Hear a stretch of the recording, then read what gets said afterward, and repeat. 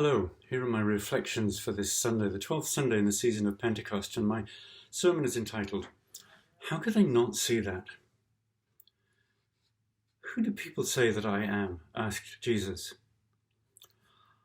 I wonder if you ever wonder, who do people say that you are?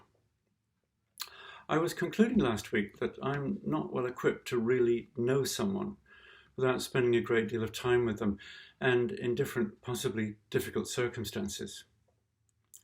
One of the great things about getting old, I'm discovering, is that my need to understand things, like why the weather is changing and does the economy work and who invented the corkscrew and why, and how do you build 30-story buildings, and why does my knee hurt and do I need to do something to it or did I do something to it? It's endless.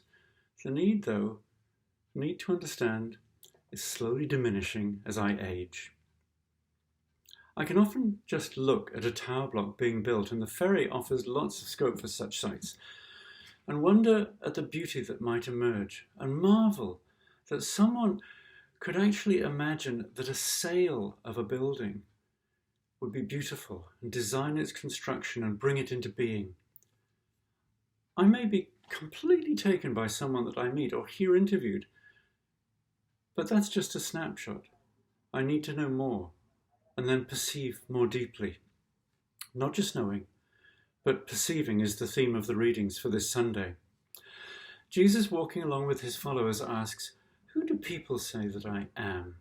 Well, guys, who do people say that I am? Perhaps Jesus is thinking, am I communicating adequately to lead people to the truth about my mission in the world? Or maybe it was just a thought that skidded through his head and popped out of his mouth. More likely, he wanted to know to what extent each of his followers had begun to grasp what he was doing, what he was showing, and who he was, really deeply was. Some say John the Baptist, but others Elijah, and still others Jeremiah or one of the prophets.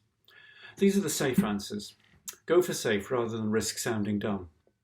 Then Jesus says, but who do you say that I am? Simon Peter answers, you are the Messiah, the Son of the living God. Peter runs the risk of foot-in-mouth syndrome and the embarrassment that goes with it, but I think he's glimpsed something beyond sight. What is the knack of seeing the spiritual truth in the midst of the mundanity of life?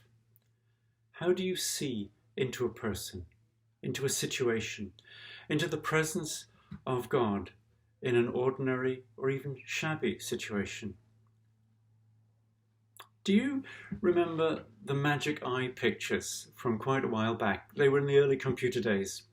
Someone would show you a picture all weird and bright with a sideways pattern on it and say, can you see it?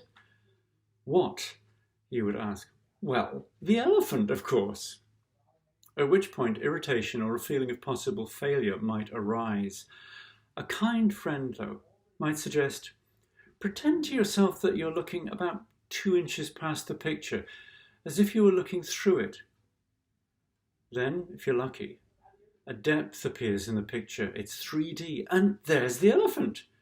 A shape of an elephant floating in front of the background and shining in the colours of the pattern. Suddenly it becomes visible, but blink, and it's gone. I think Peter had been looking at Jesus, seeing the surface, listening to the teachings, holding the hand of the person just healed, feeling the joy of those Jesus spoke to or touched. And then looking at the guy, just a guy like one of us. Jesus needed food and sleep and water, but Peter was looking, sensing that there was more underneath. He was trying to look beyond the front picture. He was looking inside.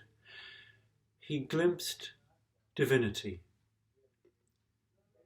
You are the Messiah, the Son of the living God. In the magic eye moment, if and when your brain and eyes manage to connect differently, you shout, oh, I see it at last. And Peter could have said that in the moment too. We who come to church are members of the faith. We have the answer to, what do you see when you look at Jesus? We know it because we've been told. We know because we have glimpsed it, the glory of the only begotten child of God. And the truth endures in memory, belief, and trust. Or we know because we were told it was true, someone else's truth, and we trust it. We take it on faith. My invitation to you is to look again. Imagine yourself back in this, looking into this passage. Imagine yourself in it. You might have to get your Bible out and read back a bit to get into the plot. Read it, though, as if you were there. Take a moment. What clothes would you be wearing if you were there? What would they feel like against your skin? Rough or smooth? Hot? Clammy? What is the air like? Is it hot? Is it dry? Does it smell of hot grass or dust from the road? Is the sun in your eyes or behind you? Are you in shade? Is it noisy? Is there wind in the trees rustling the branches? And are you close to Jesus? Create the scene. Fill in all the details. Be there. Then look. Look with all your senses. Look into Jesus. Look deeply with your spiritual attention. Ask, who are you? Who are you really? Who is in you? Just like Magic Eye puzzling, you are trying to catch the hidden knowledge of the deep inner being of Jesus. Not just historically, who was he? Not who other people say he is, clergy included, but who do you see in Jesus? Really, I should stop you watching or reading now and tell you to do this. Sink into it. Spend half an hour at this. And if you don't make contact, do this again a few times in the next few days. Keep trying.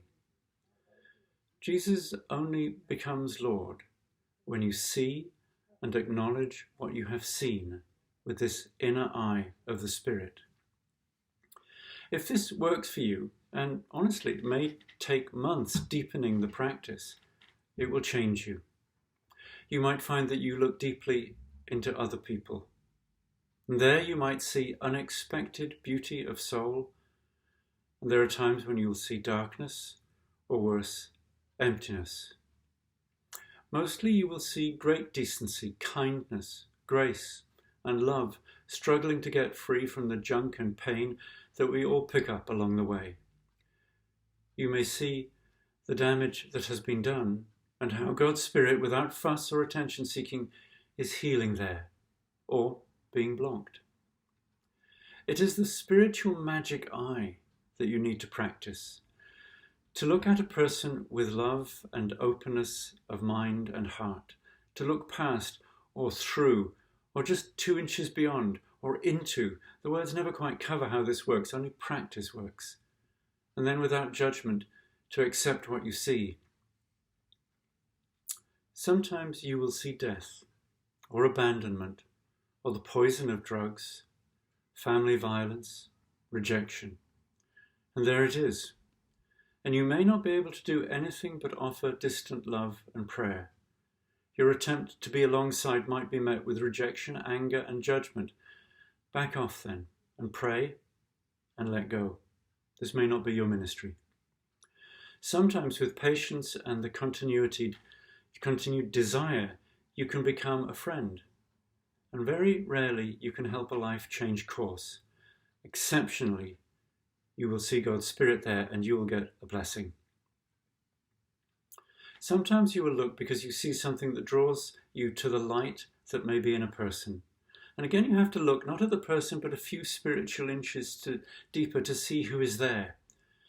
It is an art to practice this and hard work, and it needs time, inner stillness, and love. If you go back and read how Paul sees his Christian friends in the epistle to the church in Rome, you can see how he has looked deeply past clothes of poverty or wealth, past polite, cultured graces, and past rough and tumble characters' crusty ways. He has the magic eye of faith. With practice, so could you. Amen.